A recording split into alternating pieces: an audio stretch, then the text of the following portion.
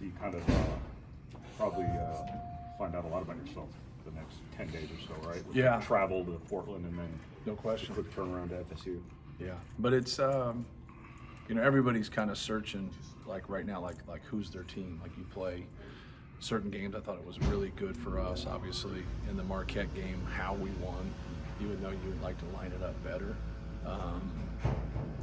Just the fact that we were down and showed some toughness and hung in there and made some plays necessary to win. You'd still like to be able to make your free throws and close out the game, but you can learn from that and do a better job of concentrating the next time. But yeah, the travel will be a little bit different, for everybody, depending on where you're coming from, and then what happens afterwards.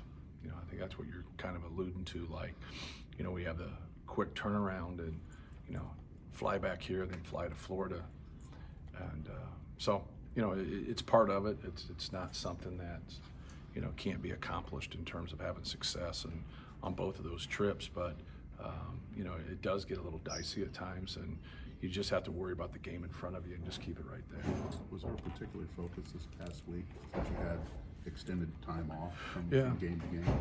Yeah, we took 2 days off, then we practiced for 2 days, and we took another day off. So I think anytime you have moments like this, like you need to still keep practicing hard and still have a good intensity. But when you do have time, I think it really helps them.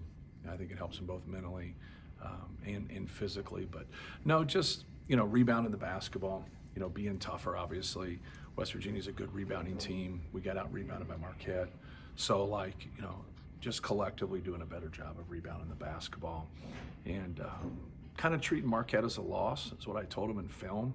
I know it sounds crazy, but if they're just, they make 2 more shots, you feel a lot different in that locker room if they win the game, when in reality it's just two more shots. And so still look at some of the things that we struggled at. I thought we had some possessions out there where guys were just shooting to get shots off.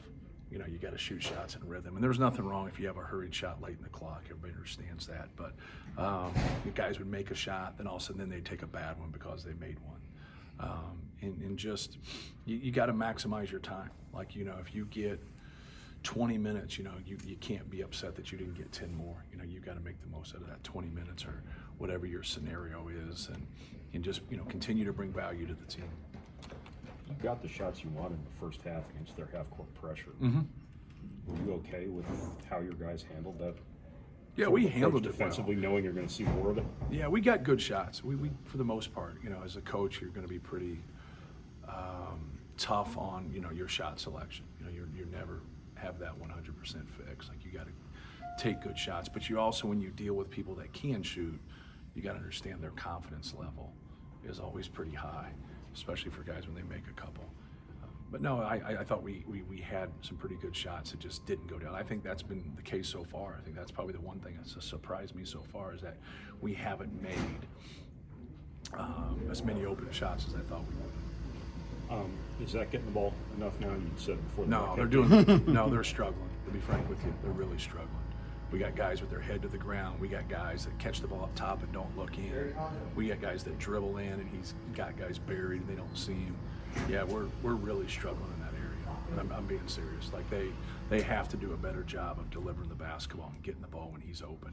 Now there's going to be people that take it away. When they take it away, now you got to move the basketball and play for the next one. But when he's open and they miss him, that can happen maybe a couple times a game. It's happening about 8 to 10 times in each game. So we either got to find some guys that can make improvements there, or find new guys that are going to throw it in. We got some guys that throw the ball in regularly. We got other guys that are real inept in that area right now. Just how he's maintained his production along with the more minutes that he's playing. Well, national media just pick up on stories and they just run with it. It's just lazy journalism. Because he's always, you're not. I wasn't speaking to you. And they just run with something. They just run with a storyline when he's always been able to play. We've had other big guys that have been able, to play 3 to 4 minutes. You got to get him out. He's not like that. He's a lot different. He's very physical. He moves well, but he's got, from a cardiovascular standpoint, he can get up and down the court and maintain a high level of intensity, for 7 to 8 minutes. With West Virginia's length, especially on the wing, do you see yourself perhaps playing more of Trey, Caleb, and Mason maybe on the floor together with Edie? Those three guys together? What, 2 of the 3, sorry. No, Mason's not going to play the 3. Okay. So yeah, no. We need people that can move, like more than anything. When you have athletic long guys, you got to have people that can move, that can pass, and things of that nature. So I think that movement's really, we got to have our guards, do a good job of cutting and moving. I think that's going to really help us more than anything. If they overdo things, then now when you have ultimate size, that's where you can really hurt people on the glass. Anything on Cam? Nope.